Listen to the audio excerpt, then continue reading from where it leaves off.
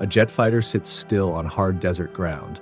A worker in a full-body suit raises a spray gun, and a thick white coating begins to climb up the fuselage, over the nose, across the wings, sealing the cockpit shut. By the time they're done, you can barely tell what kind of aircraft this used to be. This is one of the most advanced machines ever built for war, and someone is wrapping it like a body being prepared for a tomb. They call this place the Boneyard.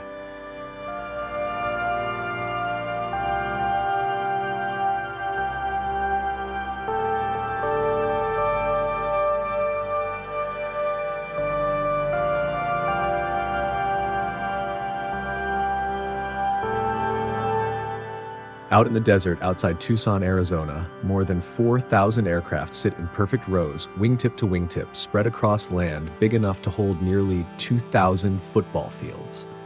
Bombers, fighters, transports. Some have been sitting here since before the pilots flying today were born. They don't move. They don't make noise. Under the desert sun, they just sit. Silent, abandoned, baking in rows that stretch for miles in every direction. The only sound most days is wind, and the occasional bird nesting in a wing no one has touched in years. It looks like exactly what people call it, a graveyard for machines that will never fly again. But almost none of that is true, and the reason starts with what happens to an aircraft in its very first hours here, long before it ever reaches one of those silent rows. This place has been receiving aircraft since the end of the Second World War, when hundreds of bombers came here with nowhere left to fly and no war left to fight. What started as a temporary parking lot for surplus planes slowly turned into something far more deliberate, a permanent system, refined over decades for deciding what happens next to a retired aircraft. And next almost never means the end.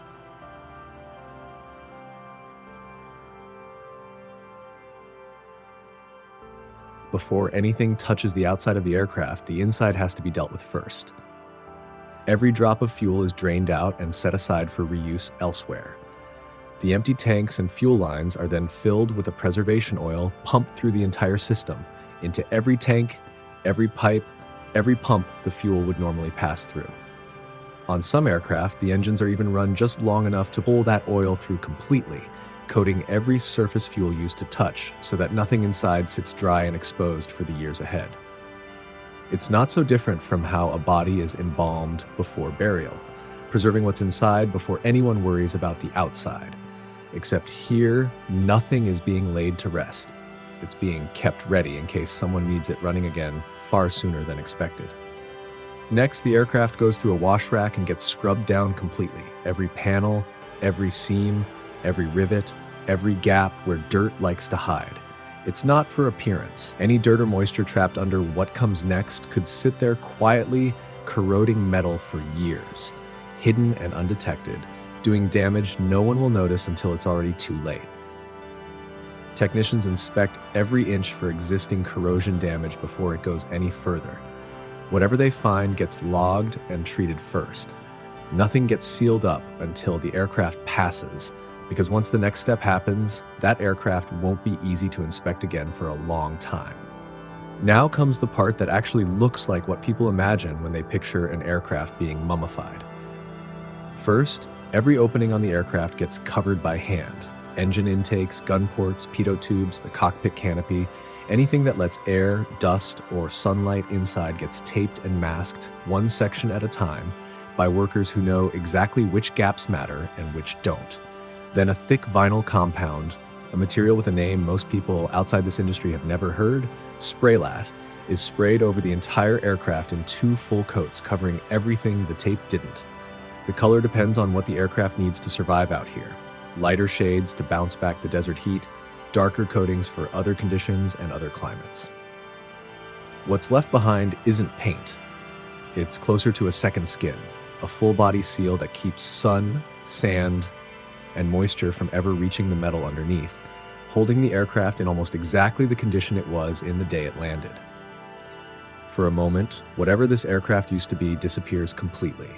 No markings, no unit insignia, no hint of what missions it flew or what country it served. Just a pale, featureless shape, one among thousands of identical shapes stretching toward the horizon. Here's where this stops looking like an actual mummification. Real preservation is meant to be permanent. This isn't.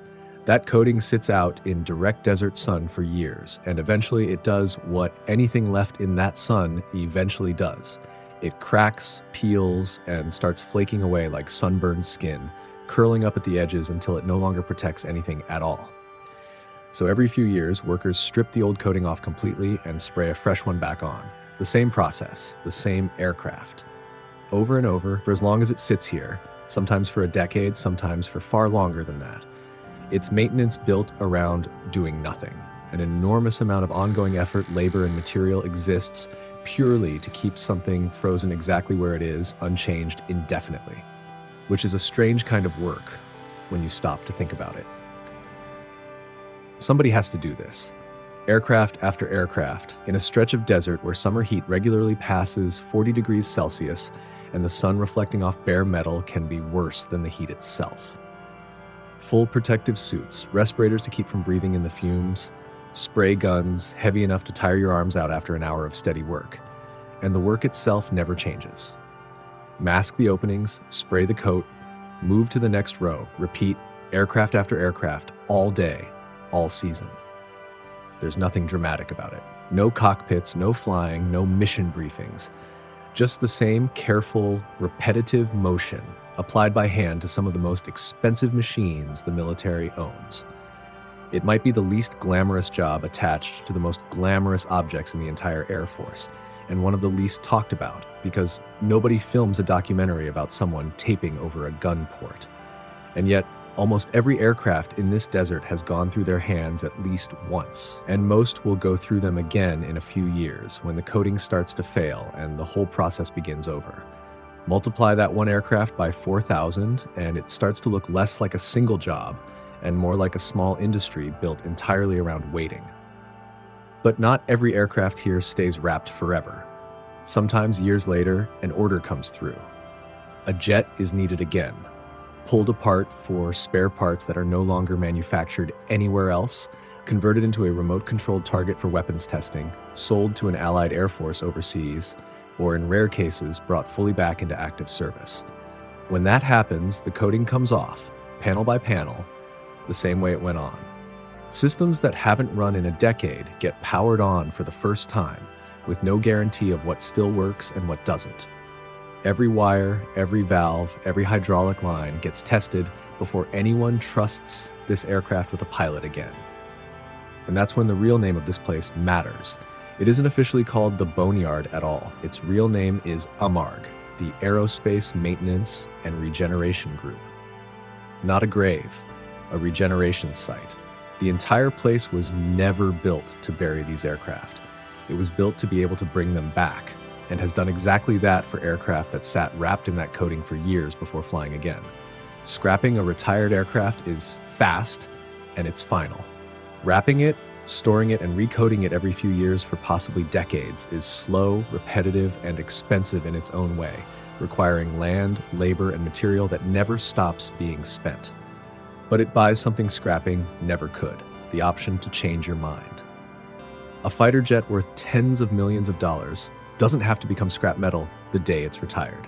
It can sit, sealed and waiting, on the chance that someday, for a war, a shortage, an ally in need, or a mission nobody could have predicted, it's cheaper to wake this one up than to build a new one from scratch.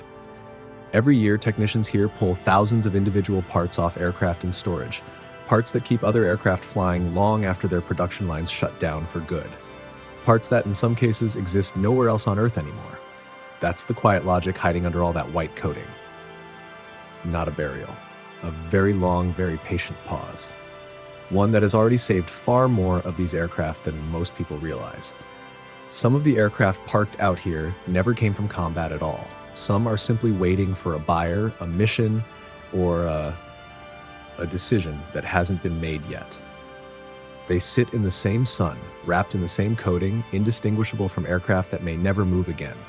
Because from the outside, there's no way to tell which future any single one of them is waiting for. Next time you see photos of endless rows of aircraft sitting in the Arizona desert, you'll know what's actually happening under those coatings. and why calling it a graveyard might be the one thing about this place that isn't true.